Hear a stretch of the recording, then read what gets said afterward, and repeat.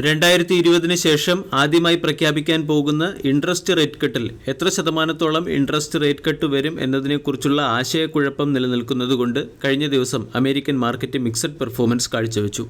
Nasdaq 0.52% ഇടിഞ്ഞപ്പോൾ S&P 0.13%, Dow Jones 0.4% ഉയർന്നു.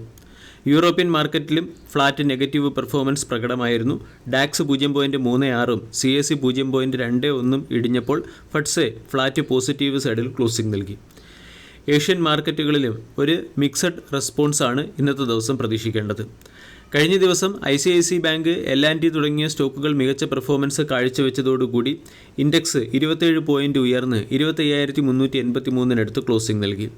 Foreign institutional investor 5 ദിവസത്തെ ബൈയിങ്ങിന് ശേഷം കഴിഞ്ഞ ദിവസം നെറ്റ് സെല്ലറായി മാറി 1635 കോടി രൂപയുടെ സെല്ലിംഗ് ആണ് നടത്തിയത്. ഡൊമസ്റ്റിക് ഇൻസ്റ്റിറ്റ്യൂഷണൽ ഇൻവെസ്റ്റർ 754 കോടി രൂപയുടെ ബൈയിങ് നടത്തുകയും ചെയ്തു.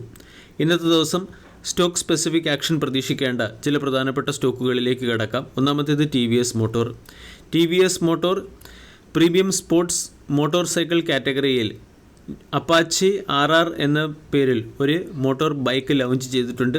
2.75 ലക്ഷം രൂപയാണ് എക്സ് ഷോറൂം വില.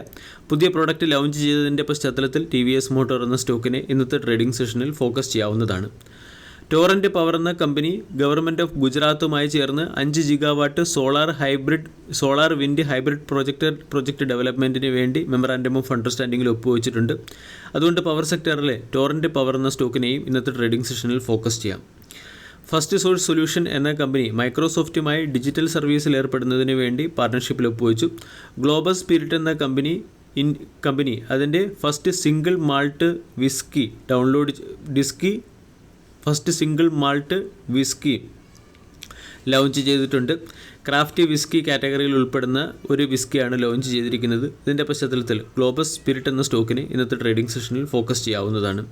മഹാരാഷ്ട്ര ഇൻഫ്രാസ്ട്രക്ചർ ഡെവലപ്മെൻറ്റ് കോർപ്പറേഷനുമായി ടർമാറ്റ് എന്ന കമ്പനി 80:20 എന്ന പേരിൽ ഒരു ജോയിൻറ്റ് വെഞ്ചർ രൂപീകരിക്കുകയും മഹാരാഷ്ട്ര ഇൻഫ്രാസ്ട്രക്ചർ ഡെവലപ്മെൻറ്റിൽ നിന്നും കമ്പനിക്ക് 139 കോടി രൂപയുടെ ഓർഡർ ലഭിക്കുകയും ചെയ്തു. പിനേഷ്യ ബയോടെക്, സനോഫി തുടങ്ങിയ കമ്പനികൾക്ക് ഇടയിലുണ്ടായിരുന്ന ഡിസ്പ്യൂട്ട്, അതായത് വാക്സിൻ ഡിസ്ട്രിബ്യൂഷനുമായി ബന്ധപ്പെട്ട ഡിസ്പ്യൂട്ട് സെറ്റിലായിട്ടുണ്ട്. സനോഫി വിവാദമായ അല്ലെങ്കിൽ ഡിസ്പ്യൂട്ടിന് കാരണമായ വാക്സിൻ ഇന്ത്യയിൽ ലോഞ്ച് ചെയ്തില്ല എന്നും അറിയിച്ചിട്ടുണ്ട്.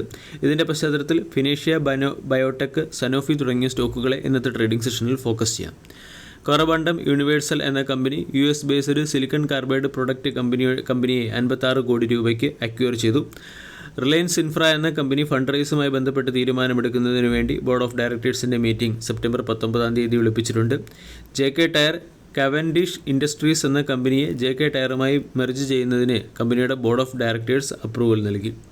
US ബേസ്ഡ് ഫ്ലൂവിടെക്സ് എന്ന കമ്പനിയുടെ 81% സ്റ്റേക്കുകൾ ഇൻഡോകൗണ്ട് ഇൻഡസ്ട്രീസ് $19.6 മില്യൺ അക്വയർ ചെയ്തു. പൂർണ്ണമായ അക്വിസിഷൻ വരുന്ന 5 വർഷത്തിനുള്ളിൽ നടക്കാൻ സാധ്യതയുണ്ട്. സുന്ദർ മാംഗനീസ് എന്ന കമ്പനി 1000 കോടി രൂപയുടെ ഫണ്ട് റൈസ് ചെയ്യാൻ തീരുമാനിച്ചു. QIP വഴിയുള്ള ഫണ്ട് റൈസ് ആണ് നടക്കുന്നത്. ആൾ കാർഗോ ടെർമിനൽസിൻ്റെ ആഗസ്റ്റ് മാസത്തെ കാർഗോ വോളിയം റിപ്പോർട്ട് പുറത്തു വന്നിട്ടുണ്ട്.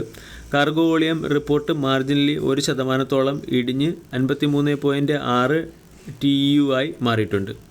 വീഡിയോ എല്ലാവർക്കും ഇഷ്ടമായി എന്ന് വിശ്വസിക്കുന്നു. Thank you.